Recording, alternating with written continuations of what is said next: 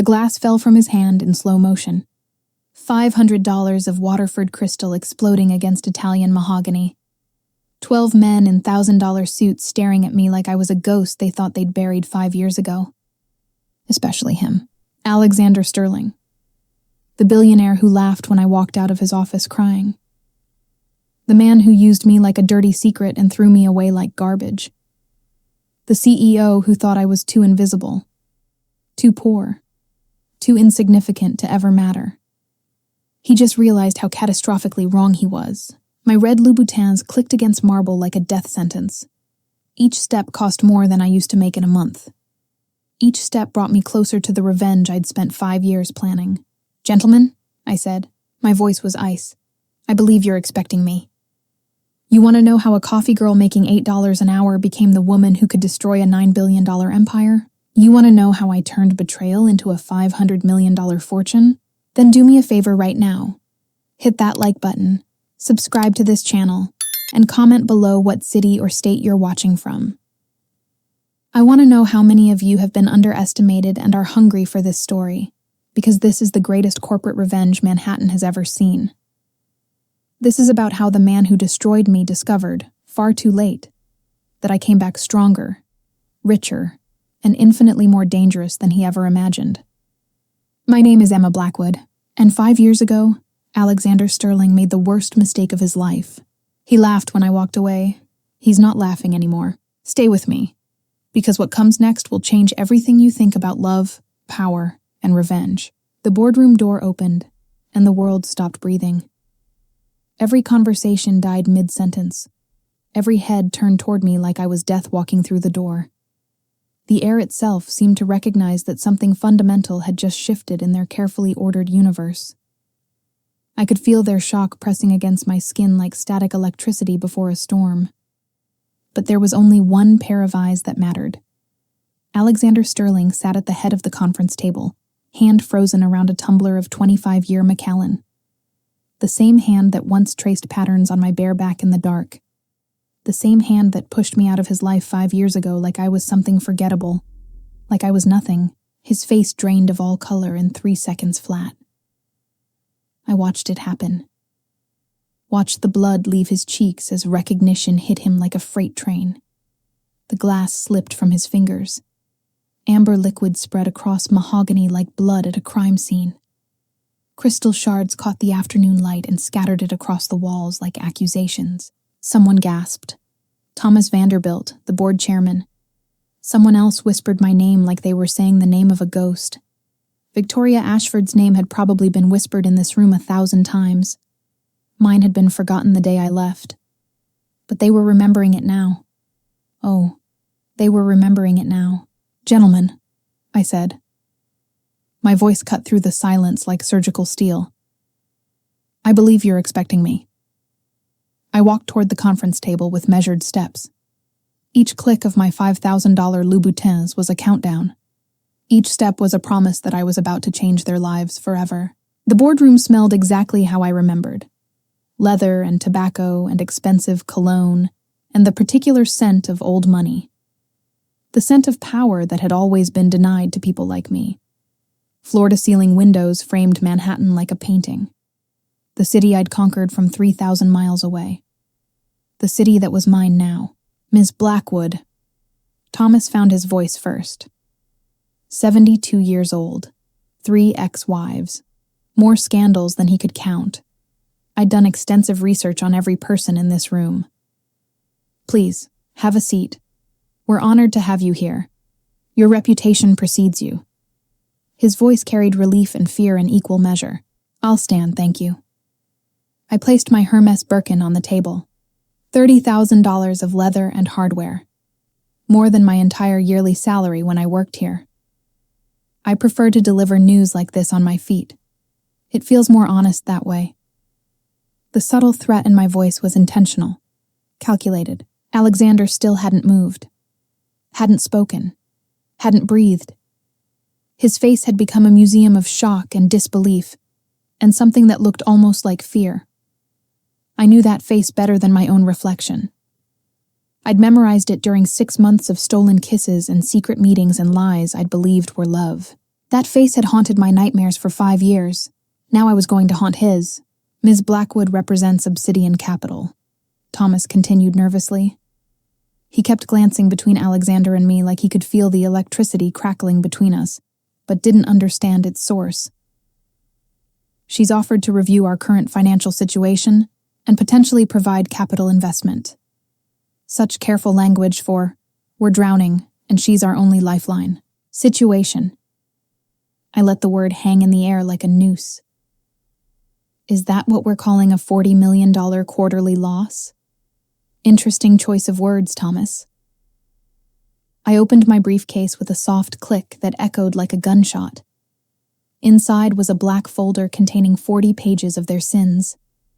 I pulled it out slowly, deliberately. Let them see the thickness of it. Let them wonder what secrets I'd uncovered. Your third quarter losses exceeded $40 million. Your fourth quarter projections are worse. Your creditors are circling like sharks smelling blood. Your biggest client just signed with your competitor yesterday morning at 9 a.m. I walked slowly around the table. Let my heels mark time like a metronome counting down to judgment. Your stock price has fallen 38% in 6 months. Your employees are updating their LinkedIn profiles. Your competitors are taking bets on how long you'll last. In 6 months, maybe less, Sterling Corporation will be nothing but a case study they teach at business schools. I stopped directly behind Alexander's chair, close enough to smell his cologne. Tom Ford Outwood, the same scent that used to cling to my skin after he touched me. Close enough to see the vein pulsing in his neck. Close enough to watch him realize that the girl he'd thrown away had become his judge, jury, and executioner. But that's not why I'm here, I said softly, dangerously. My voice was silk, wrapped around a blade. I'm here because Obsidian Capital is prepared to invest $200 million into Sterling Corporation. Enough to save you. Enough to save your jobs. Enough to make you all very, very rich again. I paused for effect. The room erupted into excited murmurs. Relief. Hope. Greed. All the emotions of desperate men seeing salvation. I let them have their moment. Let them taste the possibility of rescue. Let them think I was their savior. It made what came next so much sweeter. Then I smiled, cold, calculated. The smile of someone who'd waited 5 years for this exact moment. There's just one condition. The silence that followed was absolutely exquisite. Alexander Sterling steps down as CEO immediately. I paused. Let it sink in like poison. Let them process what I was really saying. And I take his place. The words landed like bombs, like declarations of war, like the revenge they were. Keep watching, because Alexander's reaction to losing everything, that's coming next. And trust me, you don't want to miss it. The explosion was immediate and spectacular. Richard Chen, the CFO, stood so fast his chair flew backward and hit the wall. This is absurd. You can't just walk in here and demand. His face was red with rage and fear. Fear that I was about to take away everything he'd spent his career building. I'm not demanding anything, I interrupted calmly. My voice was steady as a surgeon's hand. I'm offering salvation. You can take it and survive. Or you can refuse and watch your company die within 6 months. Your choice, Richard. Choose wisely. I met his eyes without blinking, without mercy. Thomas was frantically trying to restore order. Gentlemen, please, let's hear Ms. Blackwood out. She's flown from Los Angeles specifically for this meeting. The least we can do is listen to her complete proposal before we... His voice was drowned out by angry shouts and desperate questions. But Alexander had finally moved. He stood slowly, like a man in a dream. Or a nightmare. His chair scraped against the floor with a sound like bones breaking. Every eye in the room turned to him. The fallen king.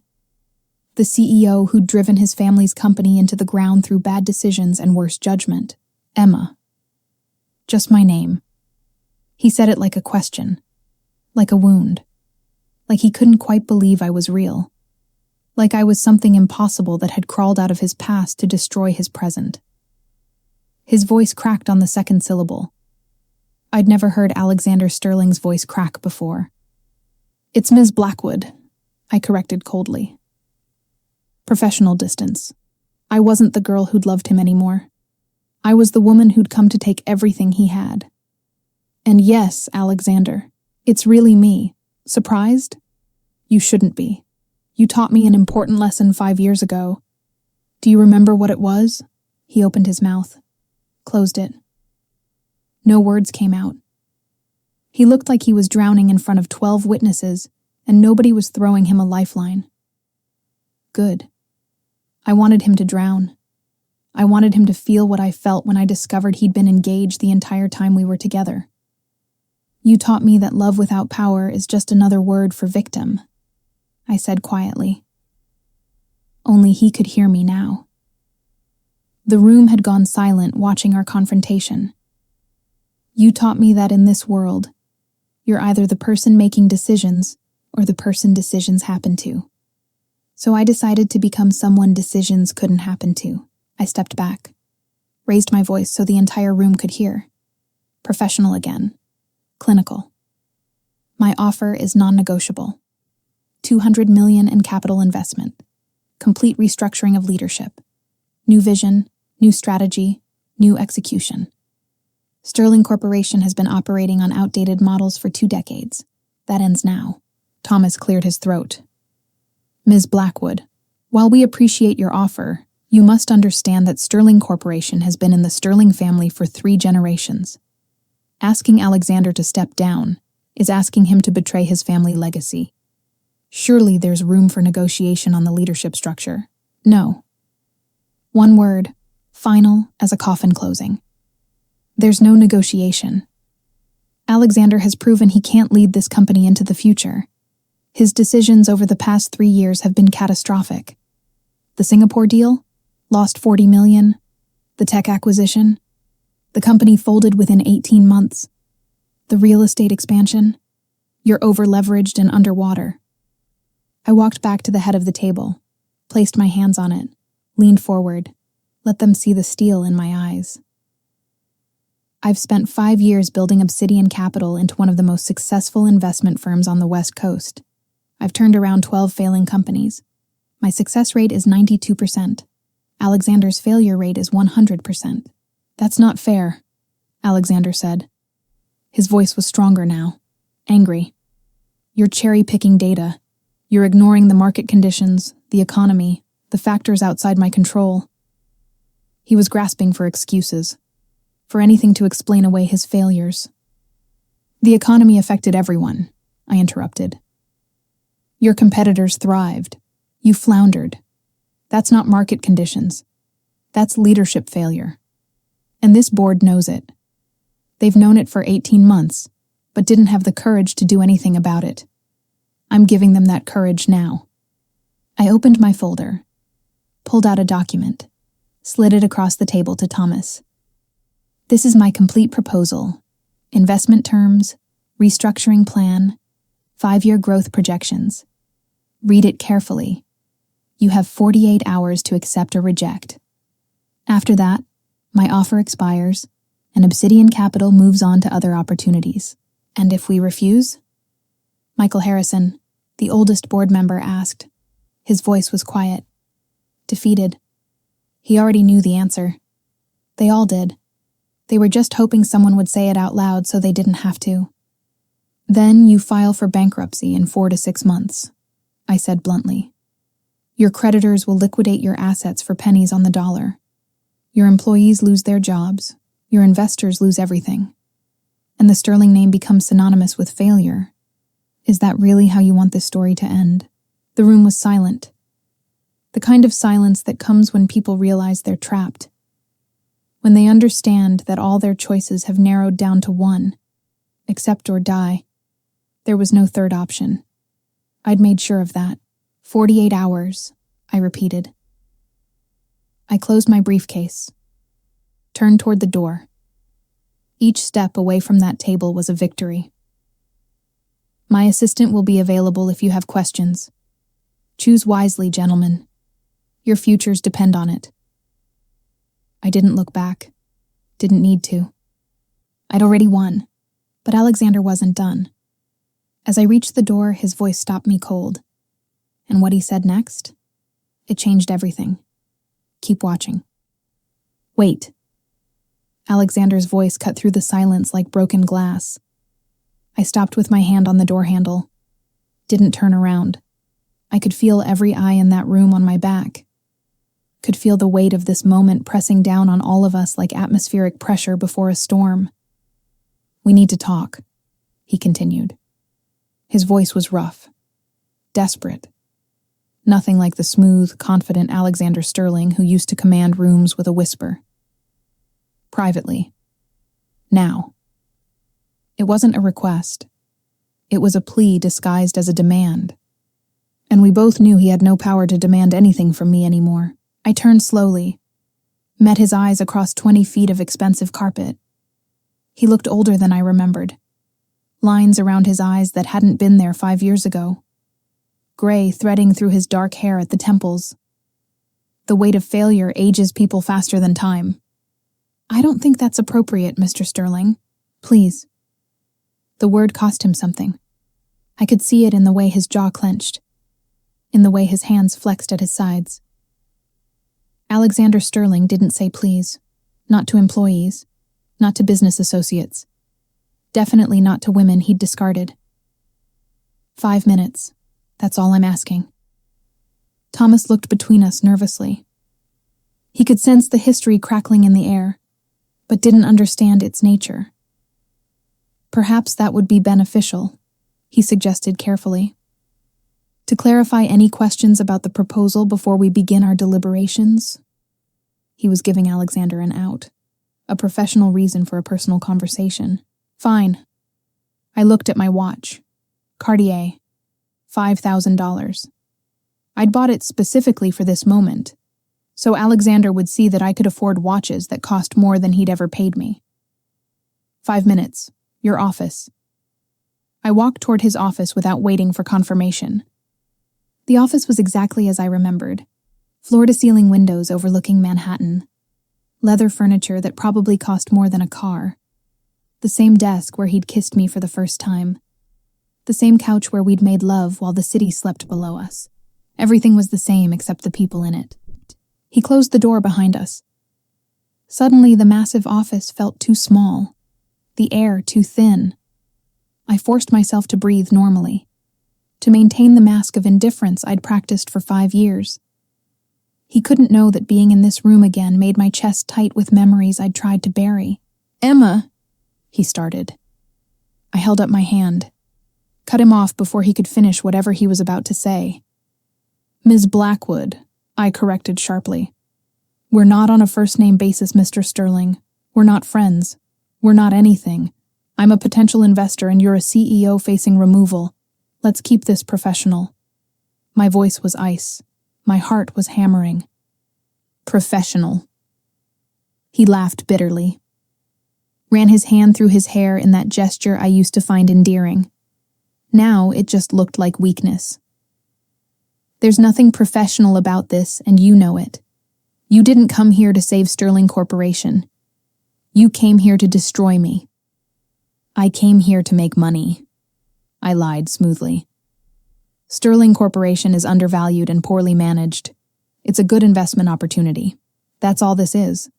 Don't flatter yourself into thinking you're special enough for me to fly 3,000 miles just for revenge. Bullshit. He stepped closer. I didn't move. Didn't step back. Didn't give him the satisfaction of knowing he could still affect me. I know you, Emma. I know what this really is. You want me to hurt the way I hurt you. You want me to feel what you felt. You don't know me at all, I said coldly. The girl you knew died 5 years ago when she found out the man she loved was engaged to someone else. I'm someone completely different now. Someone you couldn't possibly understand. I tried to tell you, he started. I laughed.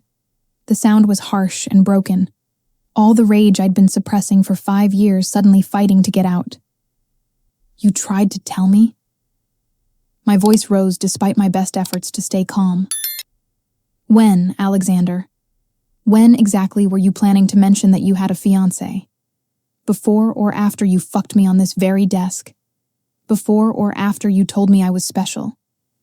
Before or after you made me fall in love with you? It was complicated, he said. I cut him off again. That word, that pathetic, cowardly word. Stop saying that, I was shouting now. Years of suppressed fury finally breaking through the professional facade. It wasn't complicated. It was simple. You wanted to have your arranged marriage and your office affair. You wanted me to be your secret, your distraction, your way of feeling alive while you prepared for your society wedding. That's not what you were, he protested. But I wasn't done. 5 years of imagined conversations were pouring out of me like poison I'd been holding in. Then what was I, Alexander? Tell me. What was I to you? Because clearly I wasn't your girlfriend. I wasn't someone worth choosing. I wasn't someone worth being honest with. So what was I? Entertainment? A phase? A mistake you thought you could hide forever? He opened his mouth, closed it. The silence stretched between us like a chasm. And in that silence, I saw the truth written on his face. He didn't have an answer. Or he did. And it was too cruel to say out loud. That's what I thought, I said quietly. The rage drained out of me as quickly as it had come, leaving only exhaustion. 5 minutes are up. I'll expect the board's decision in 48 hours. I turned toward the door. His voice stopped me one more time. I loved you. 3 words, too little, too late. What did I say to that? Did I believe him? And what happened when I walked out of his office and ran into the one person who could make everything worse? Stay with me. I didn't turn around. Couldn't turn around. If I looked at his face while he said those words, I might break. Might let him see that underneath the designer suit and the cold professionalism, I was still the girl who'd loved him enough to destroy herself when he threw her away. You loved me, I repeated flatly. Statement, not question. You loved me while you were engaged to Victoria Ashford. You loved me while planning a wedding with her. You loved me while lying to my face every single day for 6 months. That's a very interesting definition of love, Alexander. I was trapped, he started. I finally turned to face him. Let him see the contempt in my eyes. You weren't trapped. You're a billionaire. You had every choice in the world. You chose the easy path, the expected path, the path that kept your father happy and your inheritance secure and your reputation intact. You didn't choose me because I wasn't worth the inconvenience. That's not true, he said, but his voice lacked conviction. We both knew I was right. I'd had 5 years to analyze every moment of our relationship, to see it clearly without the fog of love obscuring the truth. It doesn't matter anymore, I said. My voice was tired. What happened between us was 5 years ago. I'm not here about that. I'm here about business. Sterling Corporation is a good investment. You're a bad CEO. Those are just facts. Nothing personal. I opened the door, stepped out into the hallway, and walked directly into Victoria Ashford. She was standing by the elevator, checking her phone. Tall, blonde, perfect in the way that comes from generations of good breeding and better nutrition. She looked up when she heard my heels on marble. Our eyes met. Recognition flickered across her face. Of course she knew who I was. Of course Alexander had told her about me, about his little office affair that had gotten inconveniently emotional. I was probably a funny story they laughed about at dinner parties. Remember when Alexander got involved with his assistant? You must be Emma, she said. Her voice was pleasant, cultured, the kind of voice that came from the right schools and the right social circles. I've heard so much about you. She said it like we were meeting at a charity gala, like this was a normal social interaction. I froze. Every instinct screamed at me to run, to get in the elevator and escape before this conversation could happen. But I'd spent 5 years becoming someone who didn't run. Someone who faced uncomfortable situations with her head high. Victoria, I acknowledged. Professional. Cold. I wanted to thank you, actually, she continued. Like we were discussing the weather. Like she hadn't just thanked me for sleeping with her fiancé. For whatever you said to Alexander back then. He called off the wedding right after you left. Best thing that ever happened to me. The world tilted slightly. The wedding was called off? I don't understand, I said. My careful composure was cracking. Nothing Victoria was saying made sense with the story I'd been telling myself for 5 years. She laughed, light and genuine. Of course you don't. He never told you, did he? Typical Alexander. Too proud to chase after someone he actually loved. She put her phone in her purse, looked at me with something like pity. Our engagement was arranged, business merger between families. We both hated it. But I saw you together, I protested. My voice sounded far away. In his office. You were laughing. He was kissing your hand. You called me the assistant like I was nothing. All my certainty was dissolving like sugar in water. You saw us having a conversation about how to break the engagement without destroying the business deal, Victoria corrected gently. I was telling him he needed to be honest with you. That he couldn't keep living a double life. And yes, I called you the assistant because I was angry that he'd been too cowardly to tell you the truth. The hallway was spinning. 5 years of rage and grief and transformation, all built on a misunderstanding. He was engaged, I said weakly, clinging to the one fact I knew for certain. For 3 years. That's not a misunderstanding. He was engaged because his father arranged it before Alexander was old enough to refuse, Victoria said. Her voice was patient, kind. He spent 3 years trying to find a way out that wouldn't tank the Singapore merger. When he met you, he finally found the courage to choose differently. But you left before he could tell you. He didn't choose me, I said. But the words felt hollow now, uncertain. He let me walk away. He didn't come after me. He didn't fight for... My voice broke. 5 years of certainty crumbling in 5 minutes. He tried, Victoria said quietly. Called you hundreds of times. Went to your apartment. You'd disappeared, changed your number, vanished completely. She paused. He spent 5 years thinking you hated him, that you'd never forgive him, that he'd destroyed you. The elevator dinged. Doors opening. My escape route. I have to go, I said. My voice was barely a whisper. I stepped into the elevator, pressed the button for the lobby. The doors started to close. Emma, Victoria called. I looked up, met her eyes. He really did love you. Still does, I think. He's just been too afraid to hope you might feel the same. The doors closed on her pitying expression. I made it to my car before I started shaking.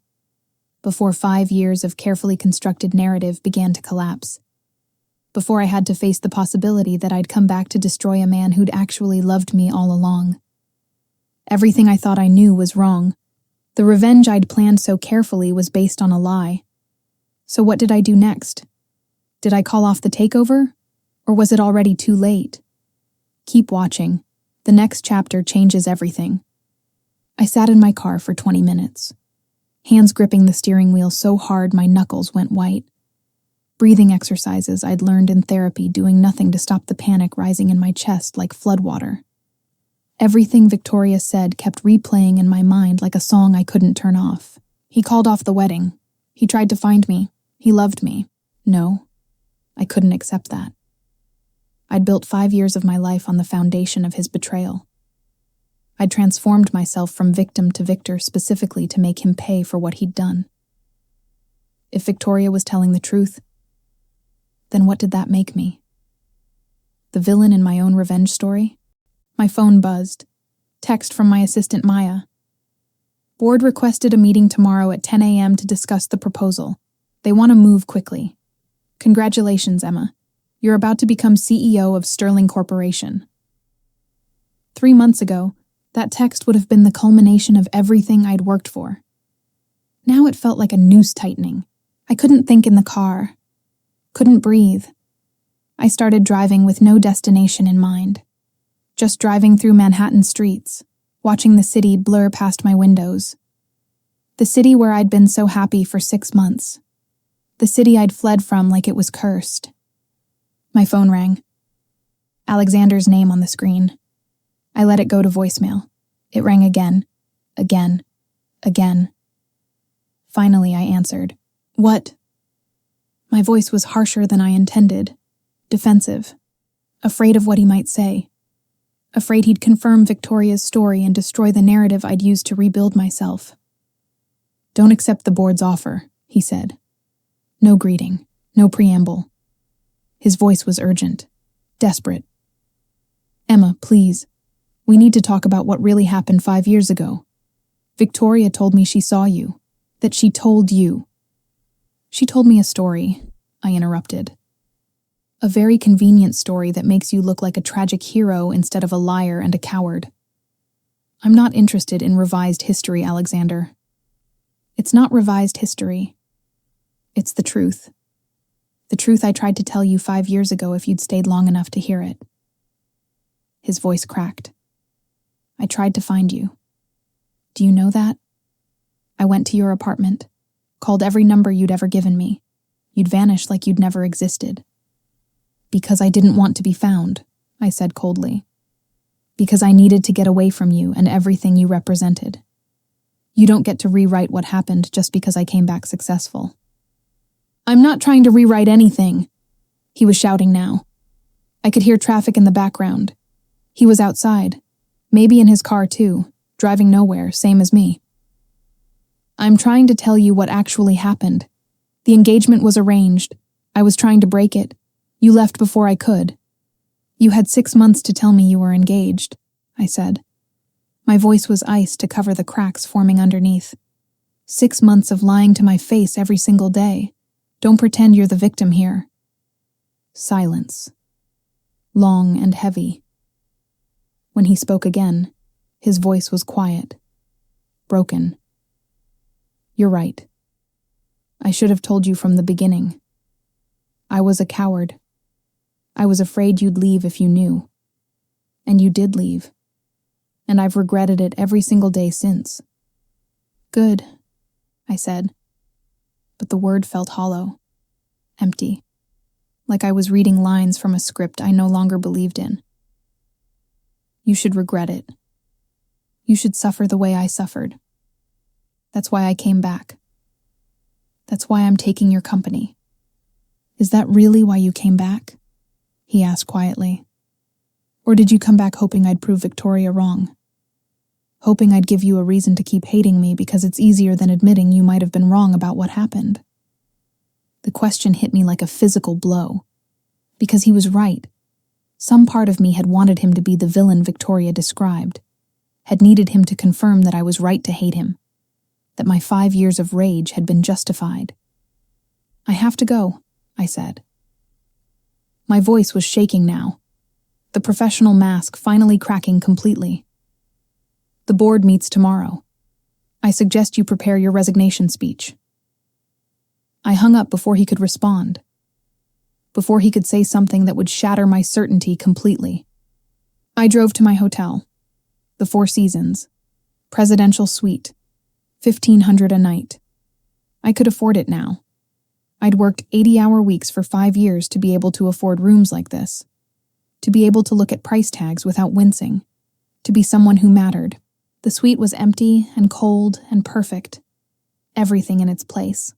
Nothing out of order. Like my life had been for 5 years. Controlled, planned. Built on the foundation of Alexander's betrayal, giving my suffering meaning. But what if there had been no betrayal? What if I'd run before hearing the truth? What if I'd built my entire empire on a misunderstanding? I poured myself a drink. Whiskey. Expensive. Sat by the window overlooking Central Park. The city was beautiful from up here. Clean. organized. You couldn't see the mess at street level. Couldn't see the heartbreak and struggle and truth that made it real. My phone buzzed again. Email this time, from an address I didn't recognize. Subject line, the truth about Alexander Sterling. I almost deleted it. Almost. But curiosity was stronger than caution. I opened it.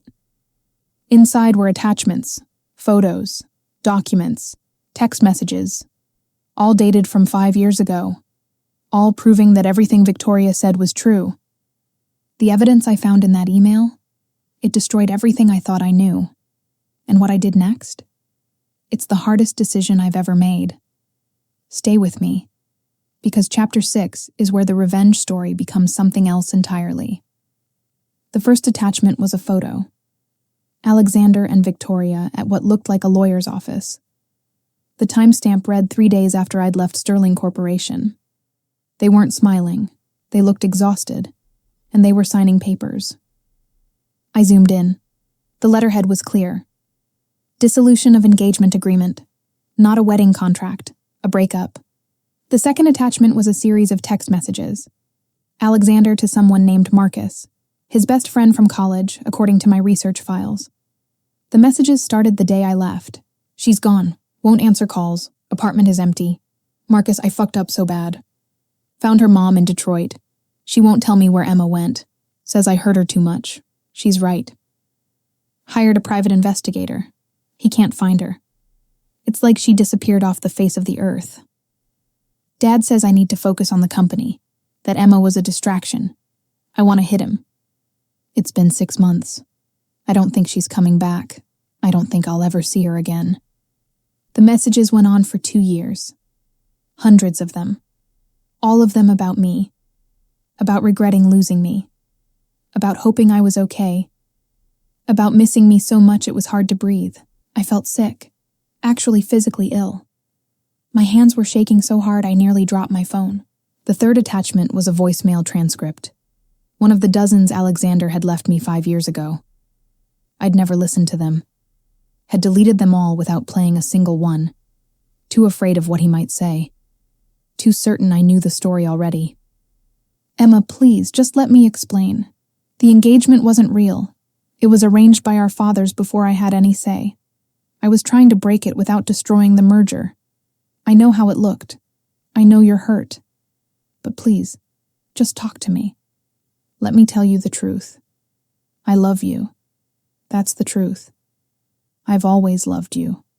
Only you. There were 47 voicemails, all with similar messages, all ignored, all deleted. I sat on the hotel room floor, with my back against the bed, stared at the evidence of my catastrophic misunderstanding. I hadn't just been wrong. I'd been cruelly, willfully wrong. I'd chosen to believe the worst. Had used my pain as an excuse not to listen. And now I was 24 hours away from destroying the man who'd actually loved me, who'd tried to choose me, who'd spent 5 years grieving what we'd lost. My phone rang. Maya. I let it go to voicemail. She called again. I answered on the third ring. Emma, where are you? The board just called. They want to move the meeting to 8 a.m. tomorrow. They're eager to accept your proposal and move forward quickly. This is it. Everything we've worked for. Her voice was excited, triumphant. She thought this was good news. Cancel it, I said. My voice sounded hollow, far away, like it was coming from underwater. Silence. Then, I'm sorry, what? Emma, I don't think I heard you correctly. Cancel the meeting? The meeting where you're about to become CEO of Sterling Corporation? Yes, cancel it. Tell them I need more time to review the terms. My voice was steady despite the earthquake happening inside my chest, despite the fact that my entire worldview was collapsing in real time. Emma, what's going on?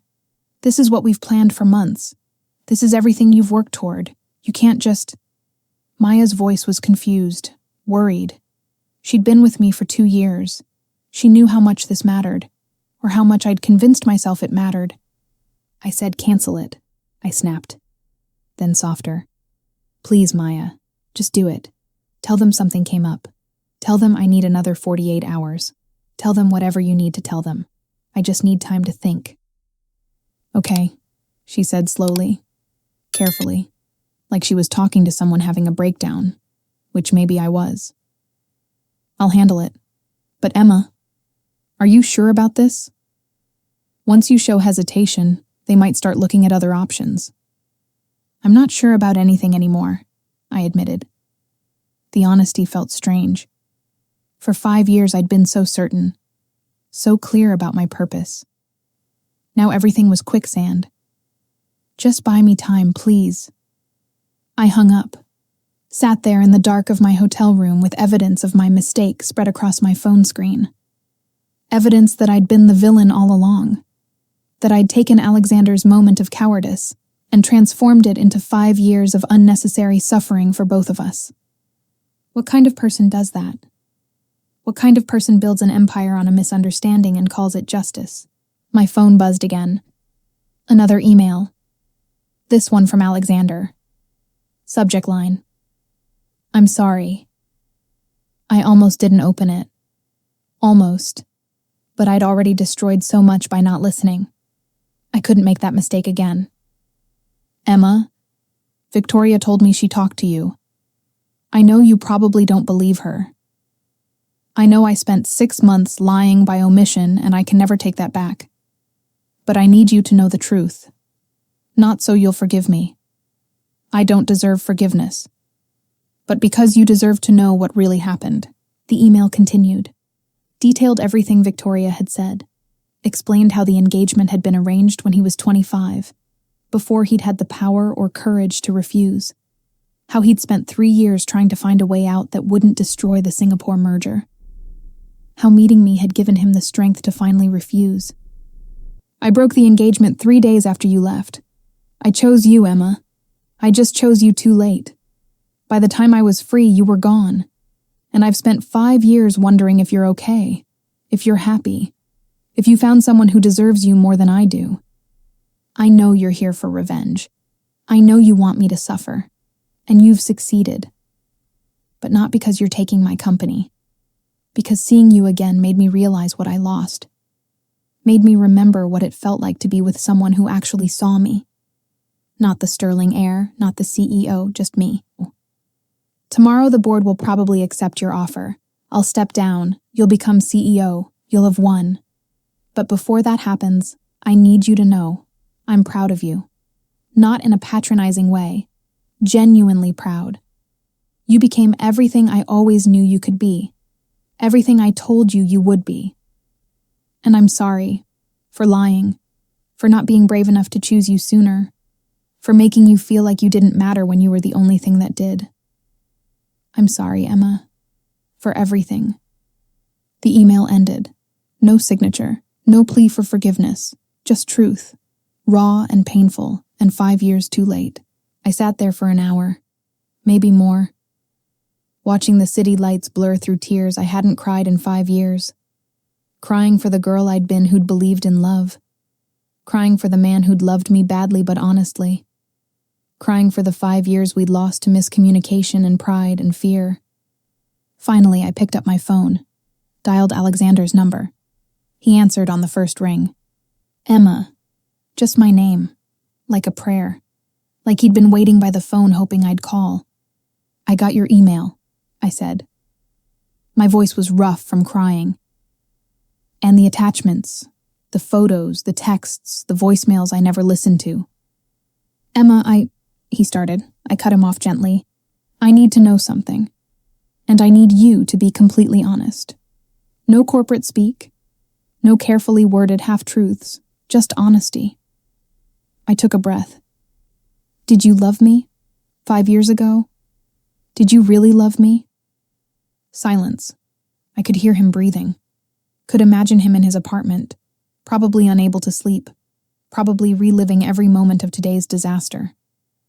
Yes, he said finally, simply. I loved you more than I've ever loved anyone. You were the first person who made me want to be better than I was. The first person who saw past the money and the name and loved me anyway. You were everything. Why didn't you tell me about Victoria from the beginning? The question I'd needed answered for 5 years. If you loved me, why did you lie? Because I was a coward, he said. No excuses, no justifications. Because I thought if you knew I was engaged, you'd leave. And I couldn't bear the thought of losing you before I'd figured out how to be free. So I lied. And by lying, I lost you anyway. You broke the engagement 3 days after I left, I said. Not a question, a statement, processing the timeline. I went to my father's office and told him I didn't care about the merger, that I'd choose you over the company, over the family legacy, over everything. He told me I was throwing away my life for someone who wasn't worth it. I told him you were worth more than anything he'd ever built. More tears. I'd thought I was done crying 5 years ago. Thought I'd used up my lifetime supply of tears. I'd been wrong. But you didn't come after me, I said. The one piece that still didn't fit. You let me disappear. I tried. His voice broke. Emma, I tried so hard to find you. But you'd vanished. Changed your number, your address, your entire life. And eventually I had to accept that maybe you didn't want to be found. That maybe you were better off without me. I was so angry, I whispered. So hurt. I needed to disappear so I could rebuild myself into someone strong enough that you could never hurt me again. And you did, he said softly. You became extraordinary. You became everything I always knew you would be. I just wish I could have been there to see it, to support you, to love you through it. We sat in silence for a long moment. 5 years of misunderstanding condensing into this one phone call. This one moment of brutal honesty. The board meeting, I said finally. Maya canceled it, told them I needed more time. Why? He sounded surprised, confused. This is what you came for. This is your revenge. Because revenge requires a villain, I said. And I'm not sure you're the villain anymore. I'm not sure I am either. I think we're just two people who loved each other badly and paid for it in different ways. So what happens now? Can 5 years of pain be undone by one phone call? Can revenge turn into something else? Stay with me. Because what I decided to do next shocked everyone, including myself. I didn't sleep that night. Just sat in my hotel room watching the sun rise over Central Park, thinking about choices and consequences, and the thin line between justice and cruelty. At 7 a.m., I called Maya back. Set up the board meeting, I said. But not at 8. Make it 2 p.m., and I want Alexander there. Tell them it's non-negotiable. My voice was steady, clear. I'd made my decision. Emma, what are you doing? Maya asked. She knew me too well. Could hear something different in my voice, something that scared her. Please tell me you're not backing out. I'm not backing out, I said. I'm changing the terms. Just trust me, Maya. Have I ever steered you wrong? It was manipulative, using our relationship to avoid explaining myself. But I didn't have the energy to explain something I barely understood myself. Okay, she said reluctantly. 2 p.m., Alexander included. I'll make it happen. She paused. Emma, whatever you're planning, be careful. I know you think you have all the power here, but power is only useful if you're willing to use it. She hung up. I stood at the window for another hour, watching the city wake up, watching people start their days with no idea that mine was about to change completely. At noon, I got dressed. Not the power suit I'd planned. Something softer. A navy dress, simple and elegant. Still expensive, still professional, but without the sharp edges. Without the armor. I looked at myself in the mirror and barely recognized the woman staring back. 5 years ago, I'd been so certain of who I was. Emma Chen, the girl who'd loved and lost. Then I'd become Emma Blackwood, the woman who'd conquered and succeeded. But who was I really? Under the names and the clothes and the carefully constructed narrative, I didn't know anymore. The car service dropped me at Sterling Corporation at 1:45. Early. Intentional. I wanted time to walk through the building one more time. To remember who I'd been here. To face the ghost of the girl I'd left behind. The lobby was exactly the same. Marble and glass and the particular smell of expensive real estate. I walked to the elevators, rode up to the 60th floor, stepped out into the hallway where I'd spent 6 months believing in fairy tales. My old desk was gone, replaced by someone new. A young woman, maybe 24, frantically typing on her computer. She looked up when she heard my heels, smiled politely. "Can I help you?" "I'm Emma Blackwood," I said. "I have a meeting with the board." Her eyes widened. "Oh, Ms. Blackwood. Yes, of course. They're waiting in the conference room. Can I get you anything? Coffee? Water?" She was nervous, eager to please, desperate to be noticed. I'd been her once, exactly her. "No, thank you," I said gently.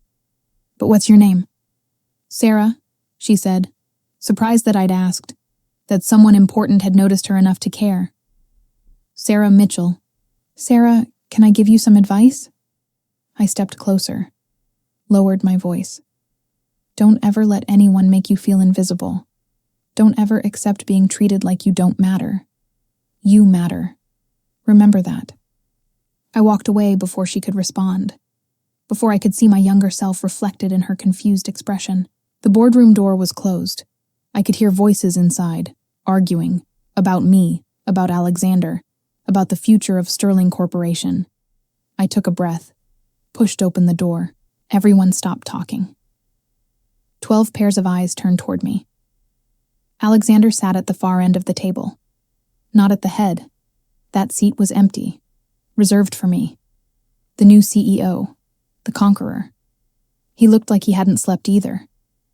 His tie was slightly crooked, hair not perfectly styled.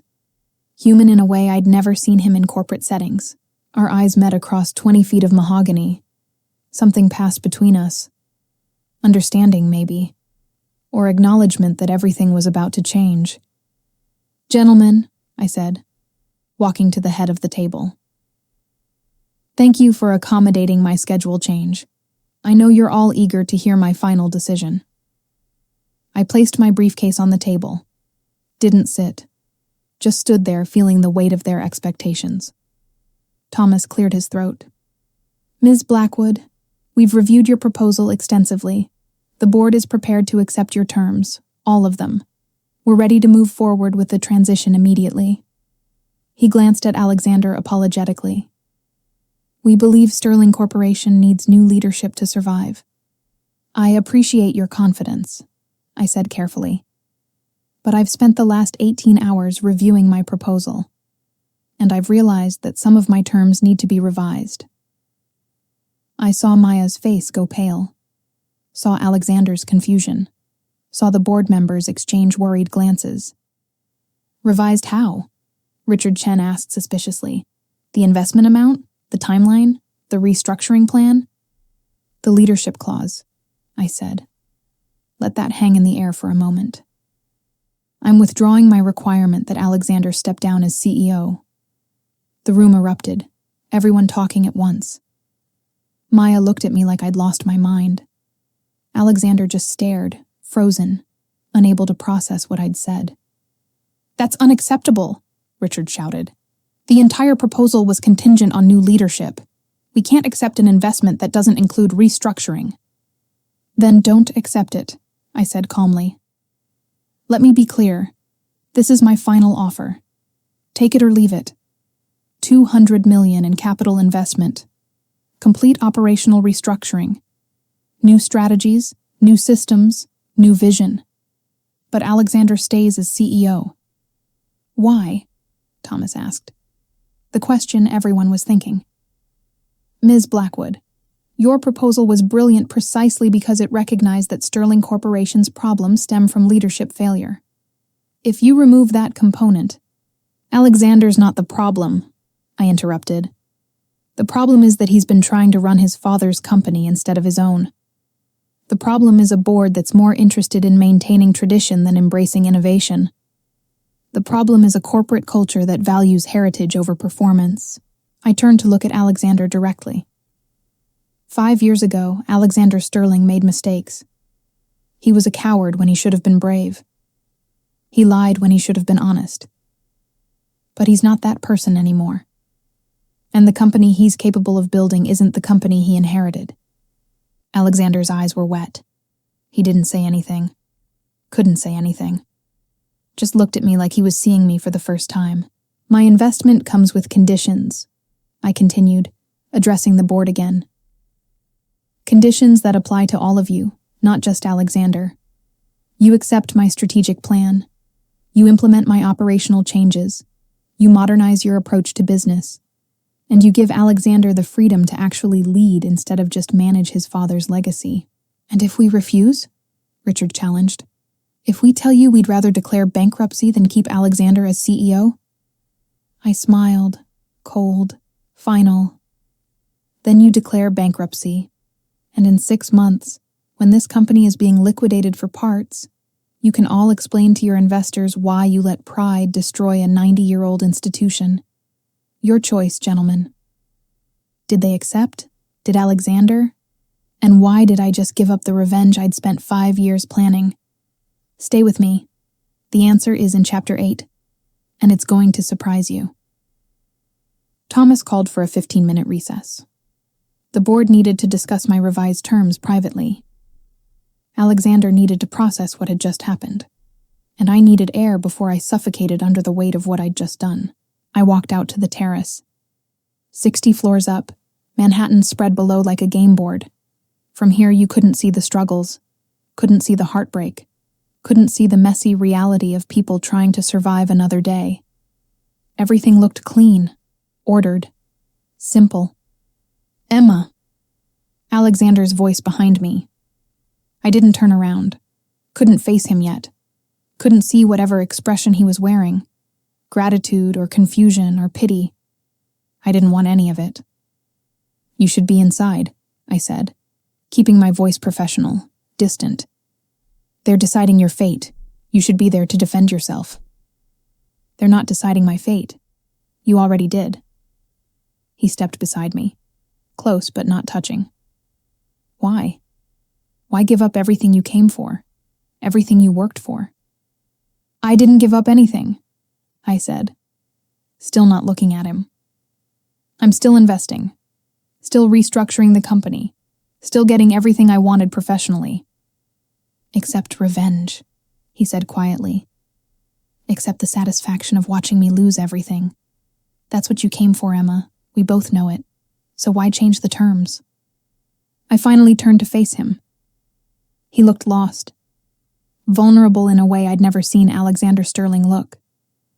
The man who'd always had everything was completely undone by someone giving something back. Because revenge only works if the person you're punishing deserves it, I said. And I spent last night reading 5 years of evidence that you didn't deserve what I was about to do to you. That you'd already punished yourself more than I ever could. Emma, he started. I held up my hand, cut him off. Let me finish, please. I took a breath. 5 years ago, you broke my heart. That's true. You lied by omission for 6 months. Also true.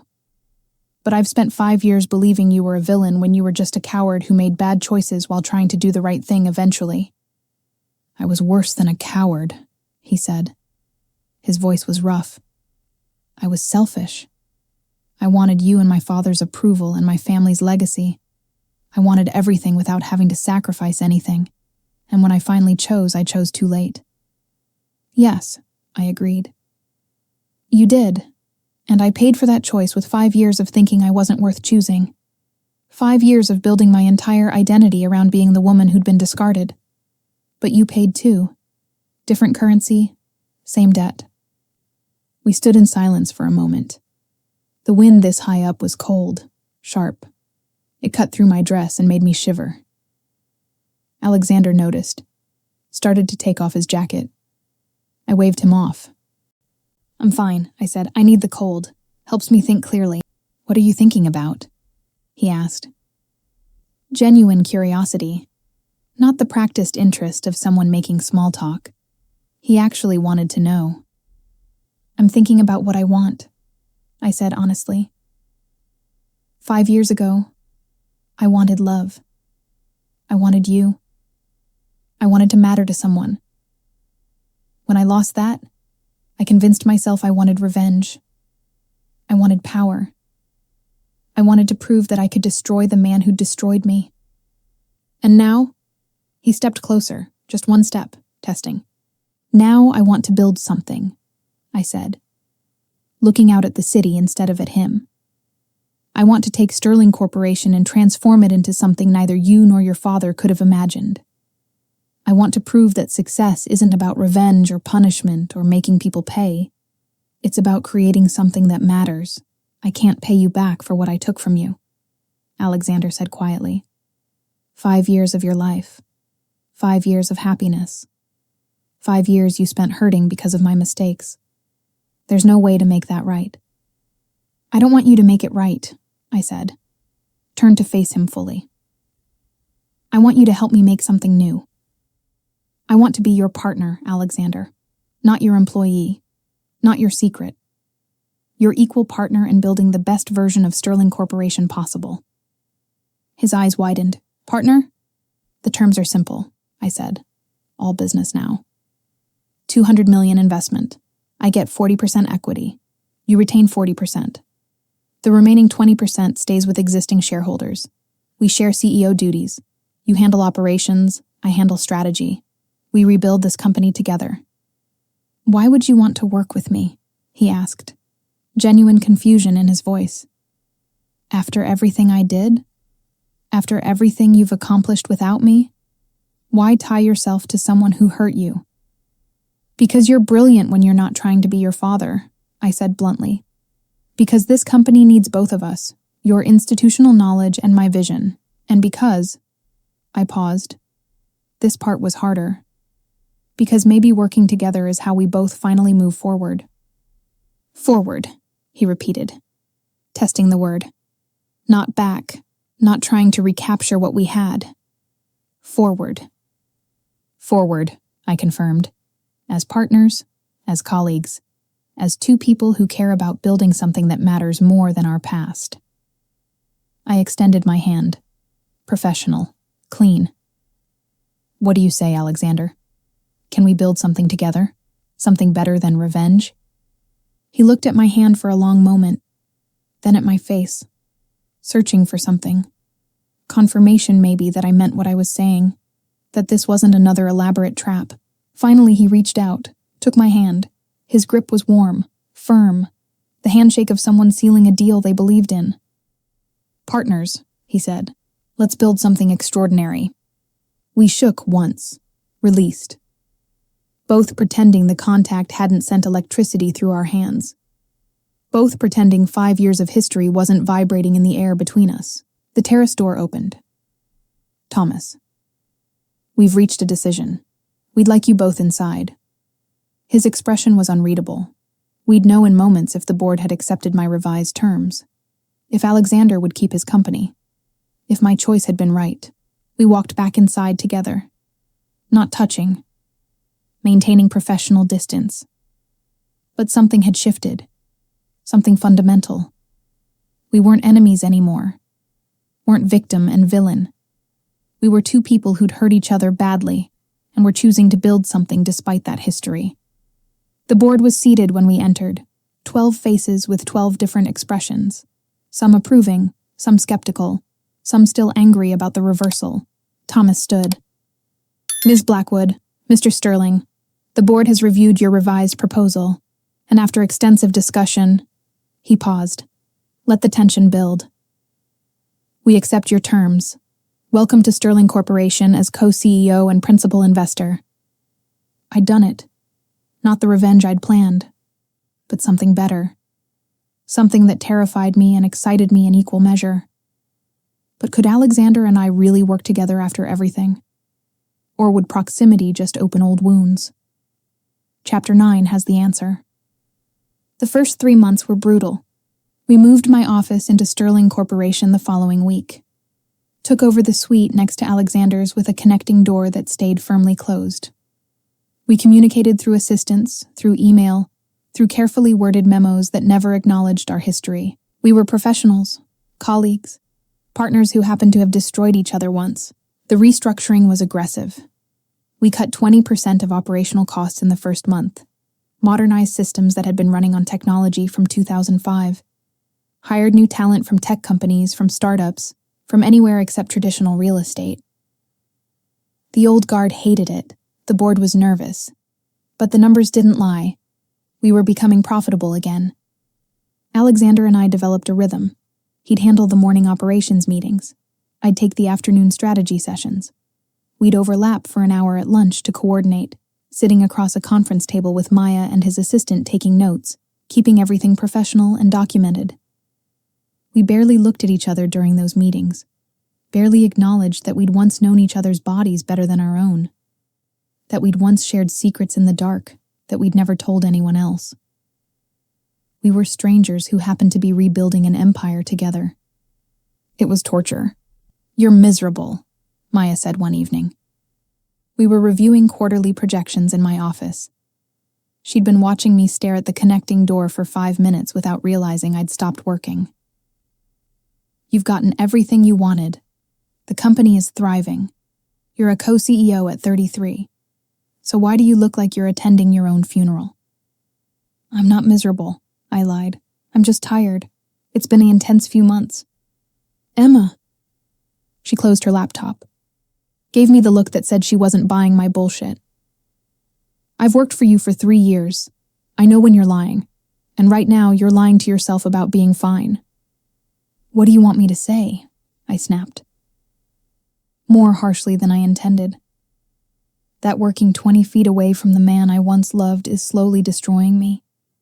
That every time I hear his voice through that door, I have to remind myself that we're just partners. That this was a terrible idea, and I should have just taken my revenge and moved on. Maya was quiet for a moment. "Do you still love him?" The question hung in the air like smoke. I wanted to lie, wanted to deny it, wanted to pretend that 5 years and a fortune and an entirely new identity had erased what I'd felt for Alexander Sterling. "It doesn't matter," I said instead. Non-answer. Coward's answer. "What we have now is professional. That's all it can be. That's all it should be." "Why?" Maya challenged. "Who decided that? You've both clearly moved past the anger. You work together brilliantly. The company's thriving specifically because you complement each other so well. So why are you both pretending there's nothing there?" "Because there can't be anything there," I said firmly. "Because mixing business and personal destroyed us once. Because I can't risk losing myself again in someone who might not choose me when it matters.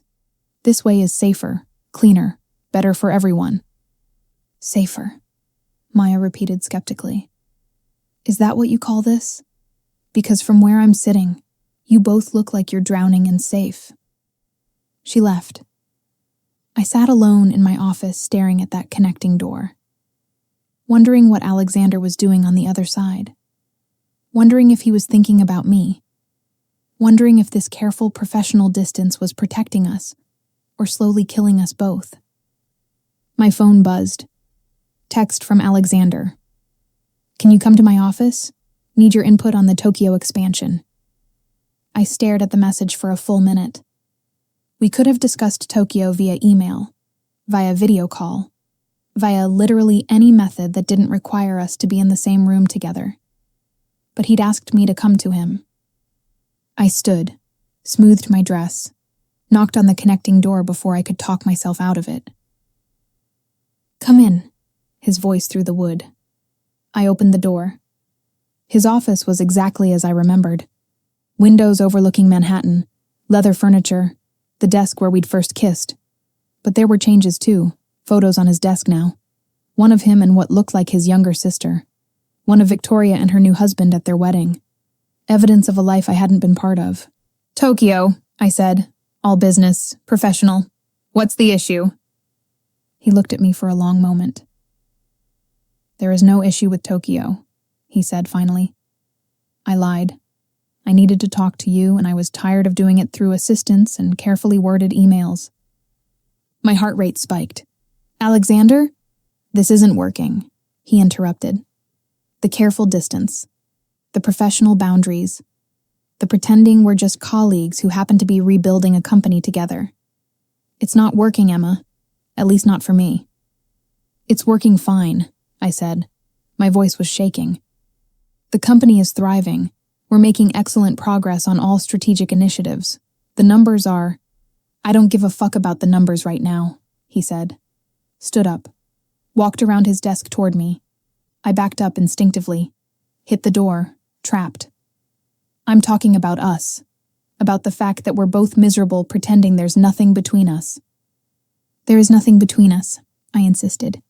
There's a partnership. A professional relationship. That's all there can be. Why? He was close now. Too close. I could smell his cologne. Could see the flecks of gold in his eyes. Could remember exactly what it felt like when he kissed me. Who decided that? Who said we can't try again? I did, I said. But my voice was weak, uncertain. Because last time nearly destroyed me. Because I can't go through that again. Because this, what we have now, is safe. Safe, he repeated. Same word Maya had used. Emma, what we have now isn't safe. It's torture. It's watching you every day and not being able to touch you. Not being able to tell you that you're brilliant. That watching you work is the best part of my day. That I'm still in love with you and I don't know how to stop. The words hit me like physical blows. Don't, I whispered. Please don't say things like that. Why not? It's true. It's been true for 5 years. It'll probably be true for the rest of my life. He raised his hand. Stopped an inch from my face. Tell me you don't feel it. Tell me the last 3 months haven't been torture for you too. Tell me you don't think about us. And I'll never mention it again. I should have lied. Should have protected myself. Should have maintained the professional distance that was keeping me safe. Instead, I closed the distance, pressed my lips to his, the kiss that changed everything, the choice that broke all our careful rules. What happened next? Did we survive mixing business and love again? Or did history repeat itself? One more chapter. Stay with me for the ending. The kiss was everything and nothing like I remembered. Everything because it was still Alexander. The taste of him, the way his hand slid into my hair, the sound he made in the back of his throat when I pressed closer. Nothing, because we were different people now. Harder, more careful, scared of breaking something we'd spent 3 months rebuilding. He pulled back first, pressed his forehead against mine. We were both breathing hard. We can't, I whispered, even as every part of me screamed that we could, that we should, that maybe this time would be different. Alexander, we have a company to run, employees depending on us, investors who'd lose confidence if they knew. I don't care, he interrupted. Emma, I've spent 5 years regretting losing you and 3 months trying to pretend I could work with you without wanting more. I can't do it anymore. I won't. What are you saying? I asked, even though I knew, even though I could see it in his eyes. I'm saying choose, he said, voice rough, desperate. Choose to try again. Choose to risk it. Choose us. Not because it's safe or smart or good for business, but because we're both miserable without each other and maybe this time we can get it right. I stepped back. Put distance between us because I couldn't think when he was touching me, when his scent was scrambling my thoughts and his presence was overriding every logical argument against this. Last time you said you loved me and you still weren't brave enough to choose me, I said. Testing. Probing old wounds. How do I know this time is different? How do I know you won't panic when things get hard? You don't, he admitted. I can't prove the future to you, Emma. I can only show you the present. And in the present, I'm choosing you. Completely. Publicly. Knowing it might complicate everything professionally. Knowing your investors might question your judgment. Knowing my board will have opinions, I don't care. I choose you. My investors already question my judgment, I said, trying to make light of something terrifying. They questioned it when I gave up revenge for partnership. This would just confirm their suspicions that I'm emotionally compromised. Are you? He asked, stepped closer again. Emotionally compromised? Completely, I admitted. I've been emotionally compromised since the moment I met you 6 years ago. The revenge plan, the empire building, the careful professional distance, all of it was just me trying to protect myself from admitting that I never stopped loving you. His eyes widened. You love me? Of course I love you, you idiot, I said, laughing and crying at the same time. I built a $500 million fortune specifically to make you notice me again. People don't do that for someone they're over. They do it for someone they're desperately, stupidly still in love with. He kissed me again. Harder this time. More certain. Like now that he knew I felt the same way. He could stop holding back. I kissed him back with 5 years of suppressed longing. With 3 months of torture. With all the love I'd been pretending didn't exist. When we finally broke apart, we were both smiling. Tentative, scared, but hopeful in a way neither of us had been in years. So what now? I asked. Do we tell the board? Issue a press release? Pretend this isn't happening and hope nobody notices? We tell everyone, Alexander said firmly. No more secrets. No more hiding. We're together. We're running this company together. And if investors have a problem with it, they can sell their shares. That's a terrible business strategy, I pointed out. But I was smiling. We could lose significant capital. Then we lose it, he said. But we lose it together, as partners in every sense of the word. I'm done choosing business over you, Emma. I'm done with safe choices that make me miserable. I'm choosing you, completely. Finally. Forever. Forever is a long time, I said, but I was already nodding, already accepting what my heart had known for months. What if we mess this up again? Then we mess it up, he said, but at least we'll mess it up honestly, together, without secrets or lies or fears about what other people think. Just us, figuring it out. I kissed him again, softer this time. Sweeter. The kiss of someone saying yes, of someone choosing risk over safety, of someone brave enough to try again despite every reason not to. Okay, I whispered against his lips. Let's try. Let's build something extraordinary together. The company and us, all of it. All of it, he agreed, starting now. 6 months later, Sterling Corporation had its most profitable quarter in a decade. Alexander and I held a joint press conference announcing both the financial results and our relationship. The stock took a minor hit initially, investors nervous about mixing business and romance.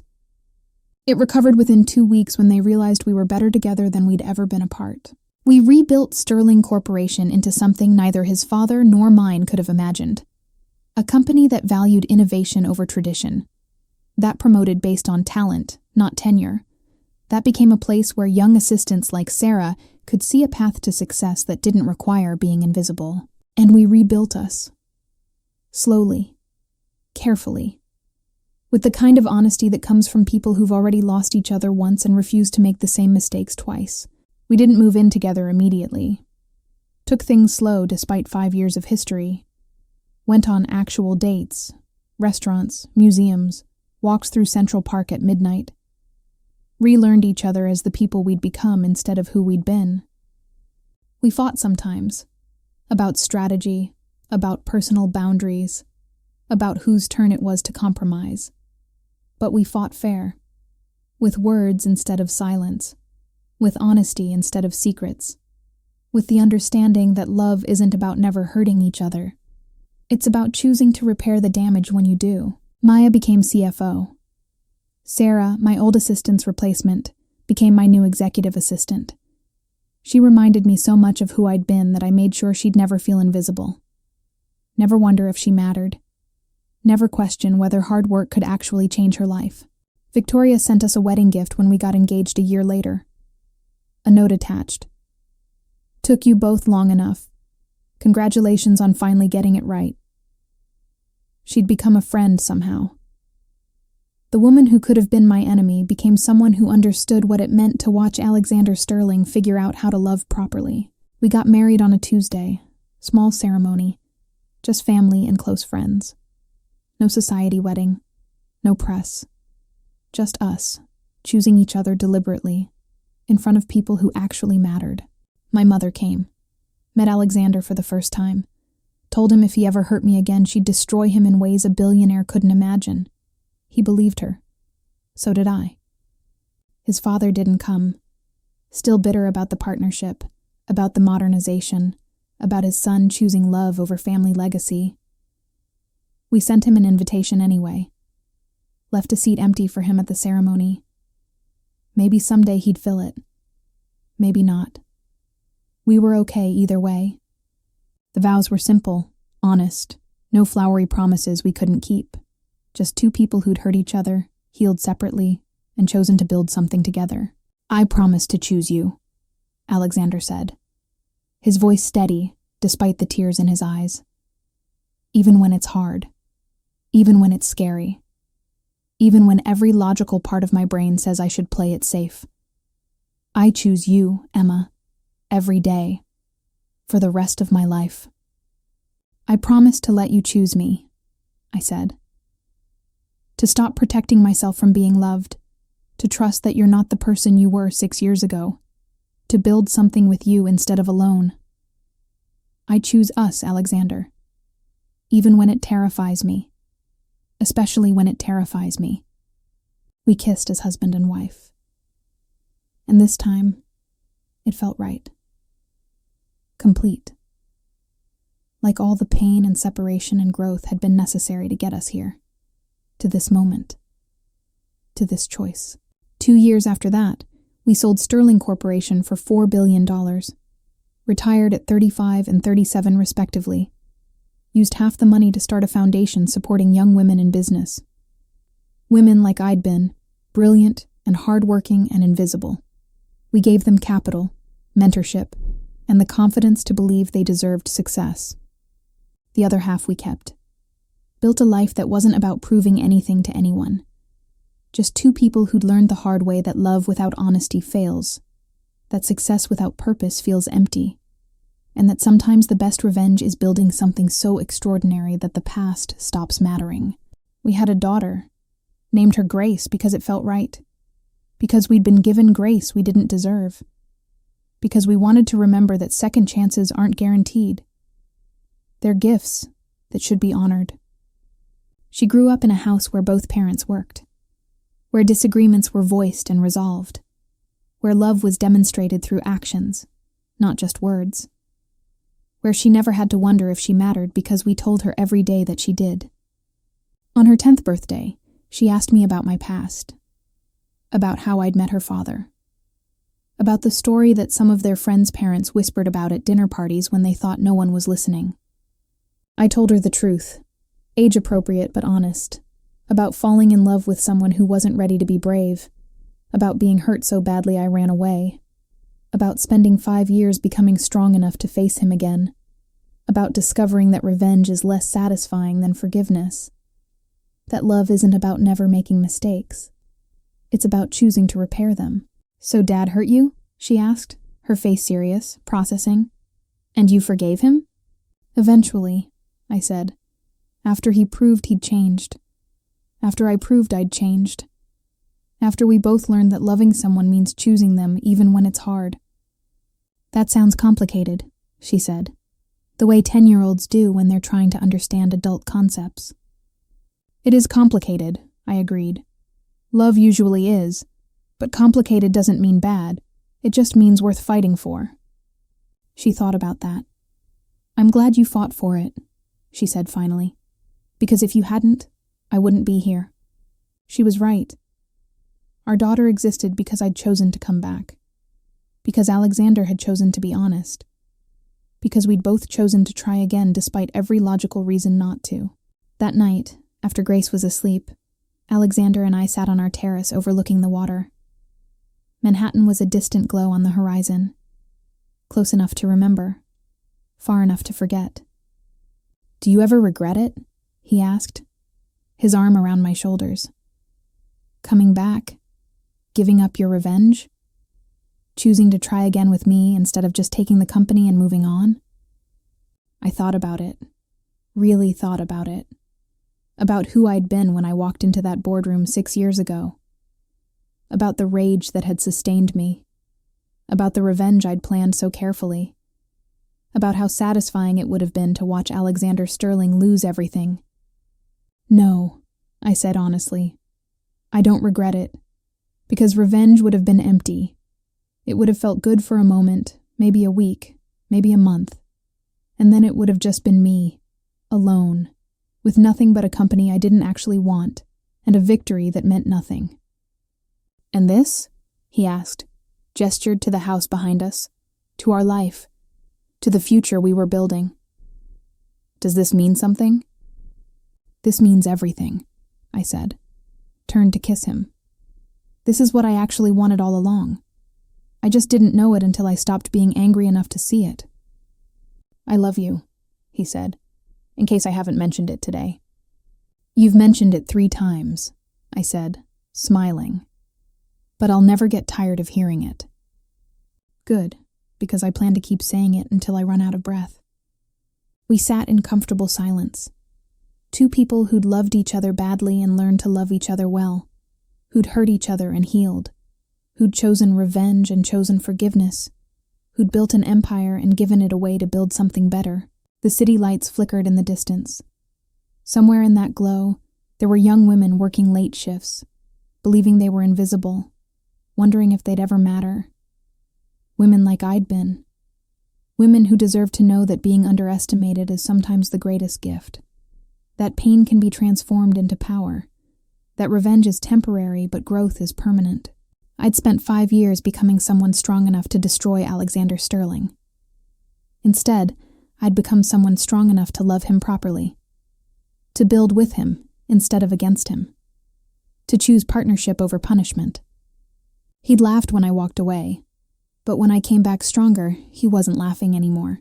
He was choosing me, every single day, in ways that mattered. And I was choosing him. Not because he was perfect. Not because our past was clean.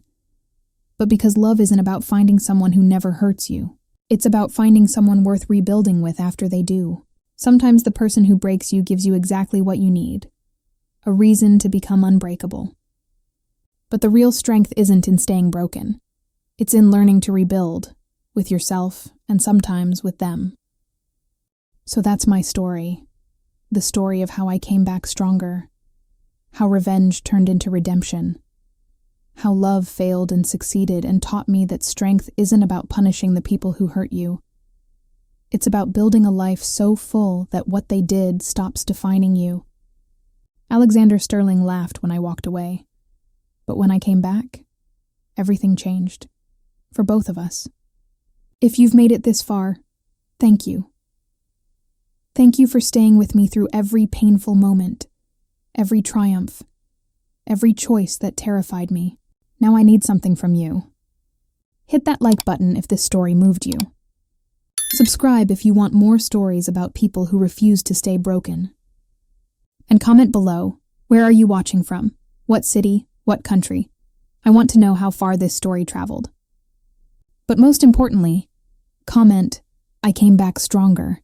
If you've ever been underestimated, if you've ever been broken, if you've ever transformed pain into power. Because that's what this story is really about. Not billionaires or boardrooms or revenge. It's about becoming who you're meant to be, no matter who tried to stop you. My name is Emma Blackwood, and I came back stronger. So can you.